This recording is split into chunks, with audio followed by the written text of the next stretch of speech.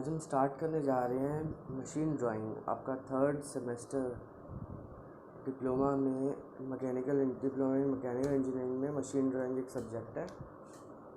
तो इसका जो फर्स्ट चैप्टर है, थोड़ा सा सिलेबस देख लेते हैं। इसका जो फर्स्ट चैप्टर है limits, fits and tolerance. Limits and fits, तो लिमिट्स फिट्स, तो इसके बारे में आज हम थोड़ा पढ़ेंगे। हमें ज़रूरत क्या है इसका फर्स्ट चैप्टर। तो जो सबसे पहली बात है लिमिट्स फिट्स में,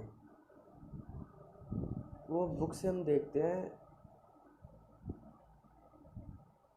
कि इसका हमें ज़रूरत क्यों पड़ा। सबसे पहली बात है कि ऑल ओवर द वर्ल्ड बहुत ही कॉम्प्लेक्स कंपोनेंट्स मैन्युफैक्चर किए जाते हैं, और जो बेसिक आपका रिक्वायरमेंट है वो ये है कि मशीन कंपोनेंट्स जो हैं वो स्पेसिफिकेशन के अकॉर्डिंग बनाए जाते हैं, मैन्युफैक्चर किए जाते हैं अकॉर्डिंग टू स्पेसिफिकेशंस। ऐसा क्यों है कि मशीन कंपोनेंट्स को हम स्पेसिफिकेशंस के अकॉर्डिंग मैन्युफैक्चर करते हैं? क्योंकि मशीन कंपोनेंट्स का एग्जैक्ट साइज़ कभी भी हमें मिल नहीं सकता है। इसे पहले से समझते हैं। सबसे पहले हम ये देखते हैं, सपोज़ हमारे पास सपोज़ हमारे पास एक ब्लॉक है। जैसे हमारे पास एक रेक्टेंगुलर ब्लॉक है, तो अब आपको जैसे बोला जाए कि इसका लेंथ है, इसका डायमेंशन बताएं, तुमसे पूछा जाए, तो ये डायमेंशन हम इंस्ट्रूमेंट से इसका लेंथ मेजर करने का कोशिश करते हैं। तो कोई इंस्ट्रूमेंट ऐसा होता है जो बताएगा लेंथ इसका 20 mm है। अगर हम अपने इंस्ट्रूमेंट को और एक्यूरेट इंस्ट्रूमेंट लेकर आएँ तो उससे हम लेंथ मेजर करेंगे, उससे लेंथ निकल के आता है 20.2 mm। कोई हम थर्ड इंस्ट्रूमेंट अगर हम लेकर आते हैं जिसकी एक्यूरेसी बहुत ज़्यादा है, अगर हम उससे लेंथ मेजर करते हैं, उससे लेंथ निकल के आता है 20.3 mm। और कोई इंस्ट्रूमेंट लेकर आते हैं, उससे निकल के आता है 19.99 mm। और हम इसकी मास प्रोडक्शन कर रहे हैं। मास प्रोडक्शन का मतलब ये होता है, मास प्रोडक्शन कहते हैं कि एक बार में थाउजेंड्स ऑफ ऐसे ब्लॉक बन रहे हैं।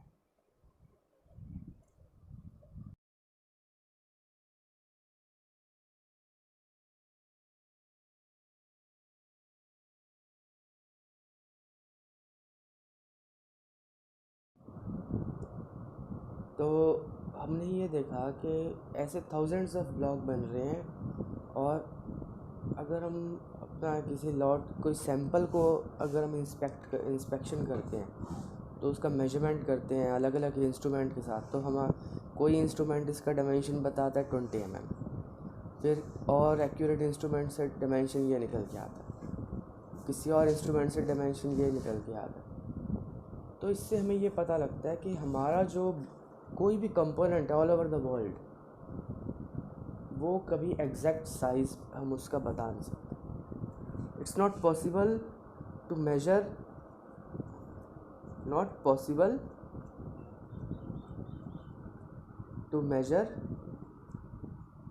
Exact size.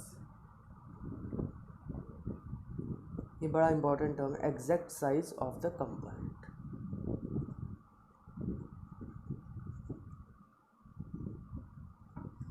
अच्छा, कंपोनेंट जो होता है वो उसकी सर्विस कंडीशन पे डिपेंड करता है। कभी कभी मान लो आपका एयरक्राफ्ट के कंपोनेंट्स हैं, उसका हमें एग्जैक्ट साइज़ पे ज़्यादा ध्यान देना है, और कोई आपका जैसे बाईसाइकिल का कंपोनेंट है, उस पे आपका साइज़ पे इतना हमें ध्यान देने की कोई ज़रूरत नहीं है। हालांकि वो भी अकॉर्डिंग टू डायमेंशन ही बनाए जाते हैं, लेकिन डिपेंड करता है कि हमारा कंपोनेंट किस सर्विस कंडीशन में यूज़ किया जा रहा है। अब इसी बात को हम थोड़ा बुक से देखते हैं। देखो, बुक में हमें मेंशन किया गया है कि it's not practically possible to obtain the exact size of the parts और components due to following reasons. के वर्ल्ड में कोई भी कंपोनेंट है उसको हम ट्रू डायमेंशन पर मेजर नहीं कर सकते। पहला इसने रीज़न ये दिया, inaccuracy and error in manufacturing machines. Suppose machine की तरफ से कोई एरर आता है, मशीन हमारी इनएक्यूरेट है। और सेकंड इसने रीज़न दिया है एरर्स बाय ह्यूमन और time of setting of machines. Human मतलब मेजर करते समय कोई ह्यूमन से गलती हो जाए। थर्ड इसने दिया है variation in properties of material during machining, जैसे मशीनिंग के बाद या मैन्युफैक्चरिंग के दौरान जो है आपके कंपोनेंट्स में उसकी मटेरियल प्रॉपर्टी चेंज हो जाती है, मेटलर्जिकल चेंजेस आते हैं, इस कारण से भी उसकी साइज़ में वेरिएशन आ जाता है। और फोर्थ रीज़न इसने दिया lack of sophisticated measuring tools and instruments. Accurate और सोफिस्टिकेटेड मेजरिंग टूल्स हमारे पास इंस्ट्रूमेंट्स नहीं होते। अब जैसे ये वाला जो रीज़न है ये बहुत इम्पॉर्टेंट है, इसी रीज़न को हमने यहाँ देखा।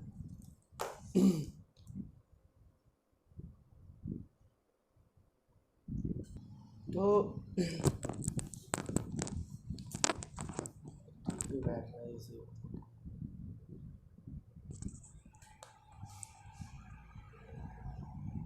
बार बार हाथ लग जाएगा। यहाँ पर हमने इस ब्लॉक में देखा है कि फोर्थ रीज़न हमने देखा है कि मेजरिंग इंस्ट्रूमेंट की वजह से हमारे कंपोनेंट का हम साइज़ एग्जैक्टली मेजर नहीं कर सकते। जैसे कोई मेजरिंग इंस्ट्रूमेंट साइज़ ये बता रहा है 20 mm, कोई 20.2 बता रहा है, कोई 19.9 बता रहा है, तो इससे हमें पता लगता है कि कोई भी कंपोनेंट उसकी एग्जैक्ट डायमेंशन पे मेजर नहीं किया जा सकता। It is not possible to measure the components to its true dimension. तो फिर मैन्युफैक्चरिंग कैसे होती है? How manufacturing of components is done.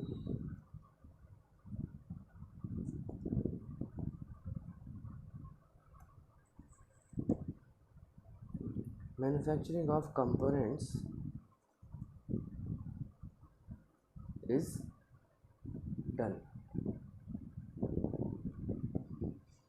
देखो जो कंपोनेंट्स होते हैं वो आपके टॉलरेंस जोन में उसकी जो है जो आपके कंपोनेंट्स होते हैं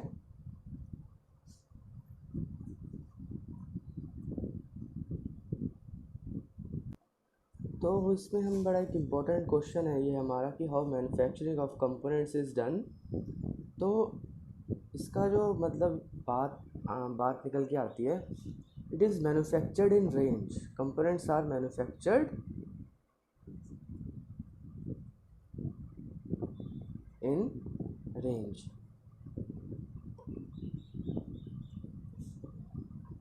पहला बात हमने जो सीखा ऊपर और बुक से हमने पढ़ा कि कंपोनेंट्स जो है वो उसकी एग्जैक्ट साइज़ पे एग्जैक्ट साइज़ पर मैन्युफैक्चर नहीं किए जा सकते। पहली बात हमने ये सीखी है। और दूसरी बात हमने ये जाना कि अगर मेजर नहीं किए जा सकते तो हमारा इतना मैन्युफैक्चरिंग हो रहा है, मास प्रोडक्शन हो रहा है, तो वो कंपोनेंट्स बनाए कैसे जाते हैं? They are manufactured in range. हम किसी भी कंपोनेंट को उसके रेंज में बनाते हैं, बट जो है आपका जो है कंपोनेंट होता है वो डिपेंड करता है सर्विस कंडीशंस पे कि हम उसे यूज़ कहाँ कर रहे हैं। ये भी एक बात है, सर्विस कंडीशंस पर। जैसे कि जो कॉम्प्लेक्स कंपोनेंट्स हैं, किसी ऑटोमोबाइल में आपको इंजन का कंपोनेंट है तो वो आपको उसका जो रेंज है वो बहुत कम होगा। और अगर आपका सिंपल मतलब डेली यूज़ में भी आप उसे नहीं लेके आ रहे हो तो उसका रेंज अगर ज़्यादा भी हो सकता है तो वो चल जाएगा। तो अगेन मैं आपको एक बार फाइनली बता देता हूँ, कंपोनेंट्स जो है एग्जैक्ट साइज़ पर मैन्युफैक्चर नहीं किए जा सकते। कंपोनेंट्स जो है सर्विस कंडीशन, कंपोनेंट्स की मैन्युफैक्चरिंग सर्विस कंडीशन पर डिपेंड करती है, सेकंड बात। और थर्ड जो पॉइंट है वो कंपोनेंट्स जो मैन्युफैक्चर किए जाते हैं वो रेंज, उसका साइज़ का हमें रेंज दिया होता है, उस रेंज में प्रोडक्शन होती है। अच्छा, इसके बाद हमारा आता है जो हम देखते हैं नेक्स्ट पॉइंट कि व्हाट इज़ साइज़।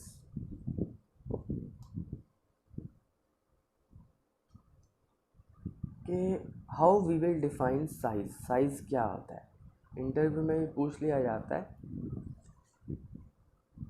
कि साइज़ को आप कैसे जो है डिफ़ाइन करते हैं। तो इसकी डेफिनेशन लिख रहा हूँ, आप समझे। Size is a number, it is a number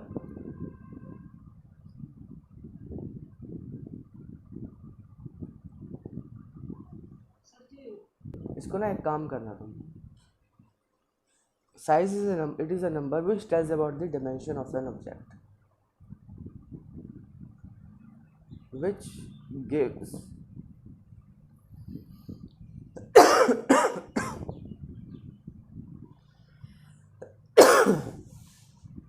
the dimension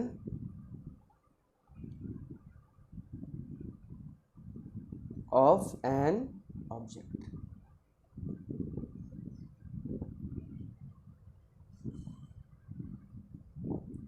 In particular set of units. मैं आपको ये आगे बढ़ने से पहले ये इन्फॉर्मेशन देता हूँ, ये बहुत ही इम्पोर्टेंट पॉइंट है, इंटरव्यू में पूछा जाता है। What is size, what is size, ये इंटरव्यू में पूछ लिया जाता है। और it is a number which gives the dimension of an object in a particular set of units, जो ऑब्जेक्ट का डायमेंशन बताता है किसी यूनिट में, ऐसा नंबर जो किसी यूनिट में ऑब्जेक्ट का डायमेंशन बताता है। तो साइज़ बहुत तरह के होते हैं। जो पहला पॉइंट है, पहला वो होता है basic size.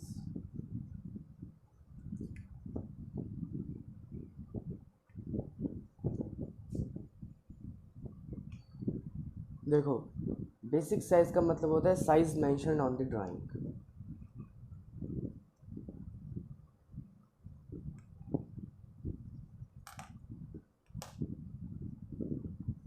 On the drawing,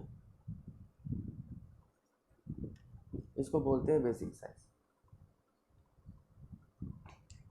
तो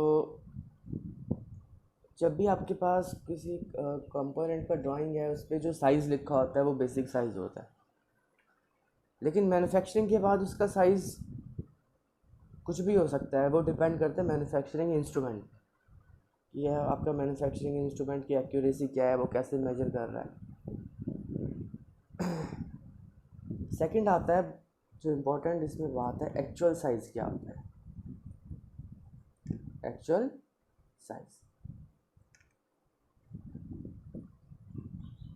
अच्छा, ये होता है size obtained by measuring instrument, obtained by measuring instrument.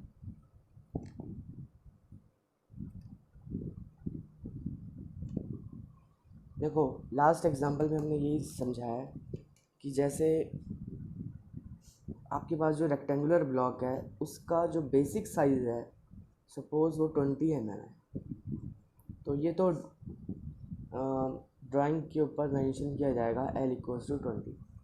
लेकिन जो इंस्ट्रूमेंट से हमने मेजर किया है, तरह तरह के हमारे पास साइजेस है, 20.1 आया है mm, फिर L हमने दूसरे इंस्ट्रूमेंट से मेजर किया 20.2 mm आया, तो ये एक्चुअल साइज़ है।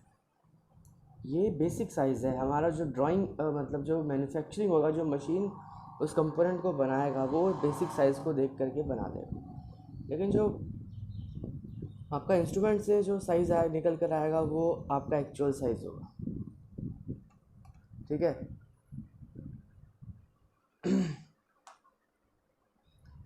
और जो आपका थर्ड, अब हम इसी बात को बुक से पढ़ते हैं एक बार, बुक में क्या लिखा है।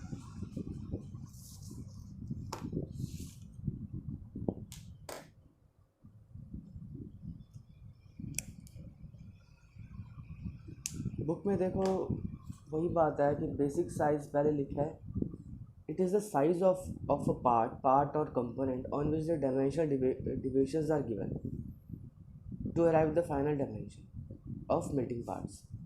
तो जिस साइज़ के ऊपर आपको डायमेंशनल डिविजन्स दी जाती हैं उसको बेसिक साइज़ कहते हैं। जैसे यहाँ पर हमने लिख दिया 20 ± 0.2, तो 20 आपका बेसिक साइज हो गया। जैसे मैंने यहाँ पे लिखा 50 ± 0.1, तो 50 आपका बेसिक साइज हो गया। अब यहाँ पर क्वेश्चन एक और आता है कि ड्राइंग में आपको जो 50 या 20 ऐसे दिया जाता है। ऐसा क्यों दिया जाता है? क्योंकि ड्राइंग जो पेपर होता है ना, उस पर ये पूरी डायमेंशन लिखना पॉसिबल नहीं होता। ये क्वेश्चन एक हम लोग राइज हो सकता है कि आपके पास पीस ऑफ पेपर पे किसी कंपोनेंट का ड्राइंग बना हुआ है, तो उसमें ये पूरा डायमेंशन लिखना पॉसिबल नहीं होता, इसलिए ये बेसिक साइज़ दिया जाता है।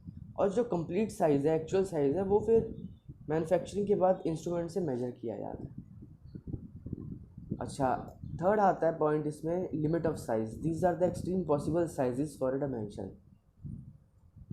तो जैसे कि हमने पहले सीखा है कि कोई कंपोनेंट होता है वो रेंज में मैन्युफैक्चर किया जाता है। उसकी एक अपर रेंज होती है, एक लोअर रेंज होती है, और एक बेसिक साइज़ होता है। तो उसकी एक्सट्रीम परमिसिबल लिमिट्स होती हैं, परमिसिबल साइज़ होते हैं, तो उसमें वो कंपोनेंट मेजर किया जाता है। जो अपर लिमिट को या अपर मैक्सिमम साइज़ को बोल देते हैं मैक्सिमम लिमिट साइज़, और स्मॉलेस्ट परमिसिबल साइज़ को बोल देते हैं मिनिमम लिमिट ऑफ साइज़। अब यहाँ पर ये पॉइंट आता है कि एक्सट्रीम परमिसिबल साइजेस क्या है। देखो, कोई भी कंपोनेंट है उसका एक मैक्सिमम से मैक्सिमम साइज़ होगा और एक मिनिमम से मिनिमम साइज़ होगा, उसको बोलते हैं लिमिट्स। उस पॉइंट को बोला जाता है लिमिट। उसका जो मैक्सिमम साइज़ है उसको maximum limit of size, maximum limit of size बोलते हैं। जो लोअर लिमिट है, लोअर रेंज है, उसको लोअर लिमिट ऑफ साइज़ बोलते हैं। तो ये मैन्युफैक्चरिंग के टाइम डिफाइन किया जाता है। जैसे ये जो कंप्लीट है वो हमने लिखा है कि 20 प्लस माइनस 0.2, ये मैन्युफैक्चरिंग के टाइम पे डिफाइन कर दिया जाता है। ठीक है, तो अब जैसे इसका मीनिंग क्या है, लिमिट ऑफ साइज इससे कैसे फाइंड करते हैं। देखिए, 20 में अगर हम प्लस करते हैं 0.2, तो ये आ जाता है आपका 20.2 mm। ये हो गया मैक्सिमम लिमिट ऑफ साइज। और 20 से अगर हम माइनस करते हैं 0.2,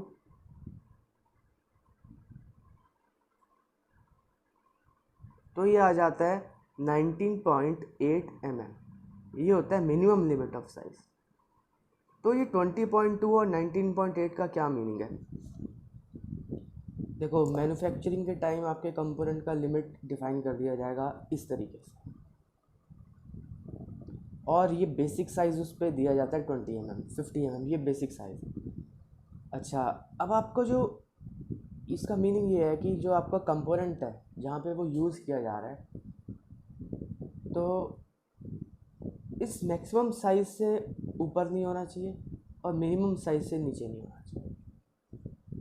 दोबारा बताता हूँ, जो कंपोनेंट है आपका किसी सर्विस कंडीशन में यूज़ किया जा रहा है, सपोज़ कॉम्प्लेक्स पार्ट्स में, ऑटोमोबाइल के इंजन में यूज़ किया जा रहा है, तो इससे ज़्यादा नहीं होना चाहिए उसका साइज़, ये मैक्सिमम लिमिट ऑफ साइज़ है, और इससे कम नहीं होना चाहिए।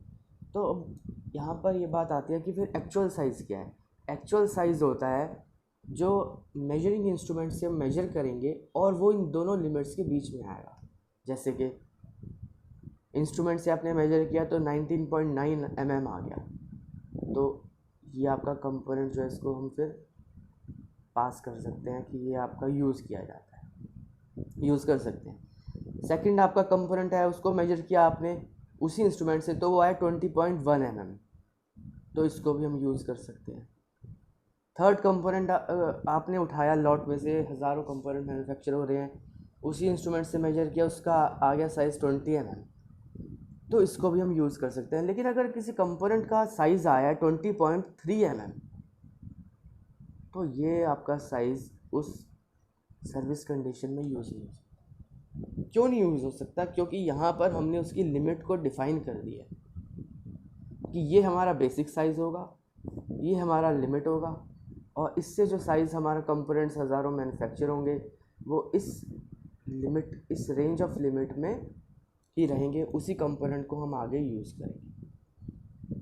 तो ये हमारा मतलब, इससे हमें ये पता लगता है कि जो पहली बात हमें शुरू में हमने पढ़ी थी कि किसी कंपोनेंट को हम ट्रू डायमेंशन पे मैन्युफैक्चर नहीं कर सकते, दूसरा पॉइंट हमने ये देखा है कि हम उस कंपोनेंट को उसकी सर्विस कंडीशन क्या है उस पर डिपेंड करता है।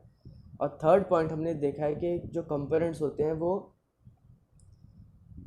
रेंज में मैन्युफैक्चर किए जाते हैं। उसका जो है